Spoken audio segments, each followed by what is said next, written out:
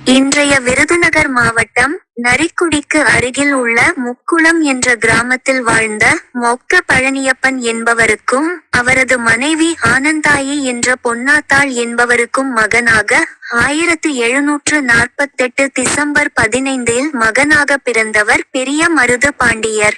5 ஆண்டுகள் கழிந்து 1753 ஏப்ரல் 20 சின்ன மருது பாண்டியர் பிறந்தார்.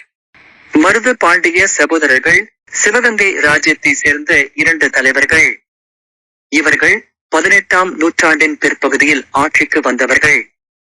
ஆங்கிலேய கிழக்கிந்திய கம்பெனிக்கு எதிராக 1785 முதல் 1801 வரை ஆயுதம் ஏந்தி போராடினர்.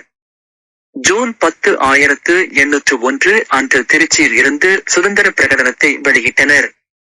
இறுதியில் மருது பாண்டிய சகோதரர்களும் அவர்கள் குடும்பத்தைச் சேர்ந்த 500க்கும் மேற்பட்ட மன்னர் குடும்பத்தாரும் வெள்ளையர்களால் அக்டோபர் 24, 1801 அன்று தூக்கிலிடப்பட்டனர்.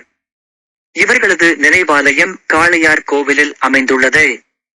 ஒவ்வொரு ஆண்டும் அக்டோபர் 27 அன்று இவர்களின் நினைவாக குருபூஜை விழா காளையார் கோவிலில் கொண்டாடப்படுகிறது.